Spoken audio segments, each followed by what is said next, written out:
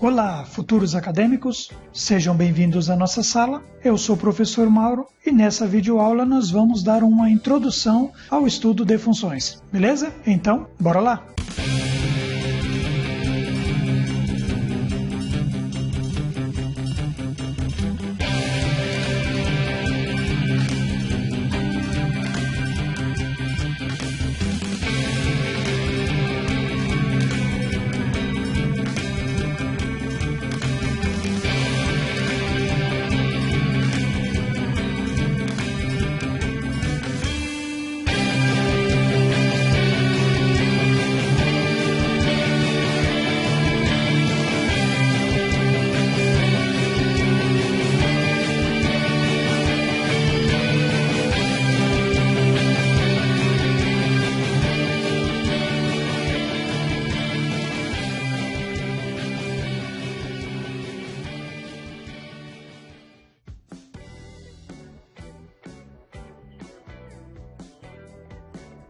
Bom, pessoal, podemos dizer que uma função é uma relação que fazemos entre dois conjuntos de elementos. Essa relação ela é construída através de uma lei de formação, como se fosse uma regra. Considera, por exemplo, um conjunto A com os seguintes elementos: -2, -1, 0, 1 e 2. Que será relacionado a um conjunto B através dessa lei de formação, f de x igual a x ao quadrado. Esta é a função e quer dizer que f está em função de x, ou seja, para cada valor de x nessa relação, eu terei um valor para f. Nessa regra, cada elemento do conjunto A assume o valor da incógnita x aqui e produzirá um elemento do conjunto B que assumirá o valor de f de x, que podemos também chamar de y. Resumindo, uma função é esta relação que existe entre esses dois conjuntos, no caso do nosso exemplo, entre o conjunto A e o conjunto B.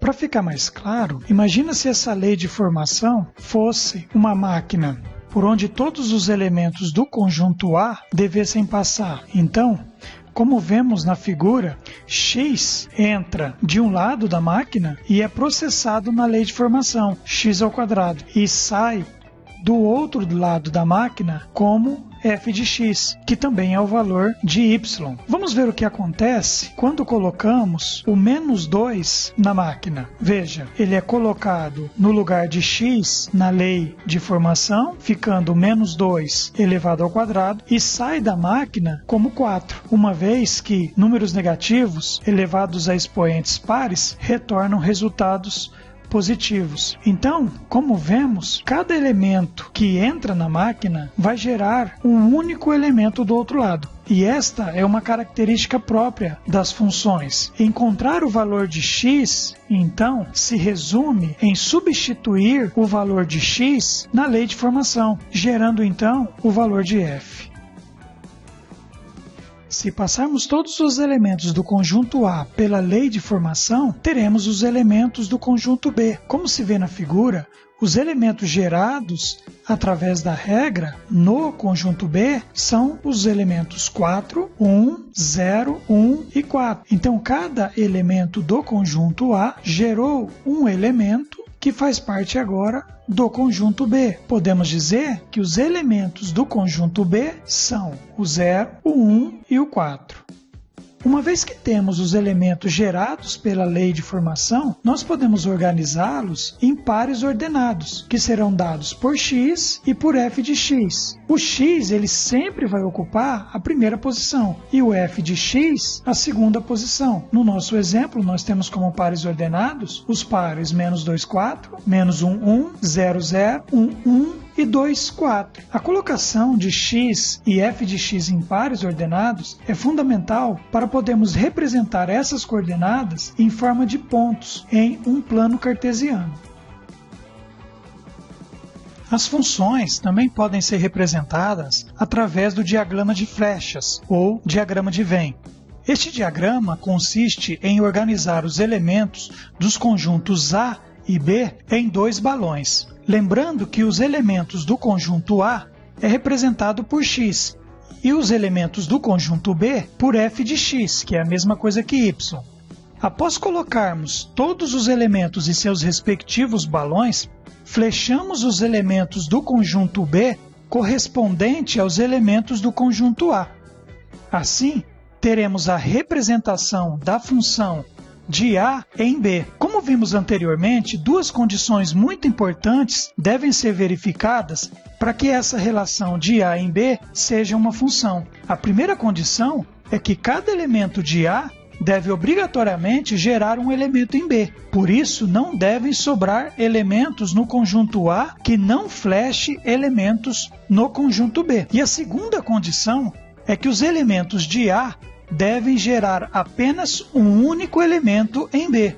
Por isso, os elementos de A flecham apenas um elemento em B. O conjunto de elementos das funções recebem alguns nomes especiais. A todos os elementos do conjunto A chamamos domínio da função. São os elementos que sempre satisfazem a função e representamos pela letra D. No nosso exemplo anterior, o domínio da função são os elementos -2, -1, 0, 1 e 2. Aos elementos de B, temos dois nomes diferentes. A todos os elementos de B, chamamos contradomínio e representamos pelas letras CD. No nosso exemplo, são os números 0, 1 e 4. Agora, aos elementos de B, que são flechados por um elemento de A, chamamos imagem e representamos pelas letras I, M. No nosso exemplo, esses elementos são os mesmos do contradomínio, mas não é sempre que isso acontece. Vamos ver agora como essas questões podem aparecer nos problemas. Seja uma função definida por f de x igual a 2x menos 1. Determine f de 5 mais f de 2. A função é dada por f de x igual a 2x menos 1. Vamos encontrar então f de 5, depois encontrar f de 2 e depois basta somá-los.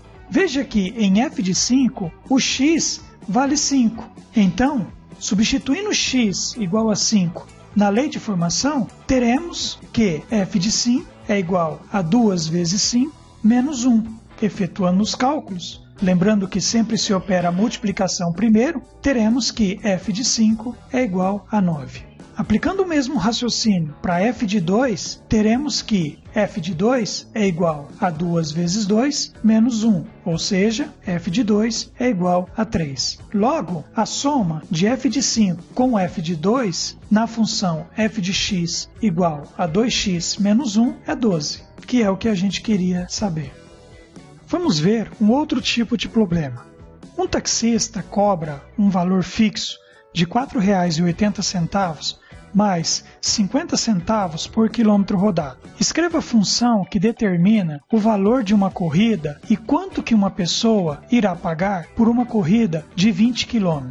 Perceba nesse problema que o valor que vai variar é a distância percorrida e por isso chamaremos x de quilômetros rodados. O problema pede a função que determina o valor de uma corrida, então chamaremos de f de x o valor pago pela corrida.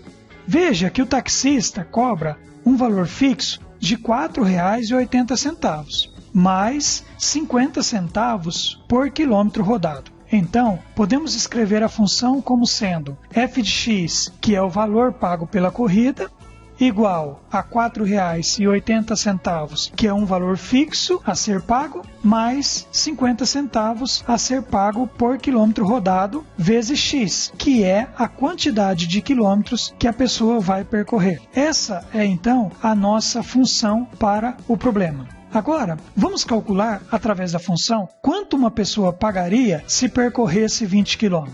Aqui temos que 20 são os quilômetros percorridos. Sendo assim, x é igual a 20. Logo, basta substituir esse valor no lugar de x na função f de x igual a 4,80 mais 50 centavos de x, que encontraremos quanto essa pessoa deverá pagar. Ora, f de 20 é igual a 4,80 mais 0,50 vezes 20. Resolvendo a equação, teremos que f de 20 é igual a 14,80. Sendo assim, essa pessoa pagará R$ 14,80 por uma corrida de 20 km.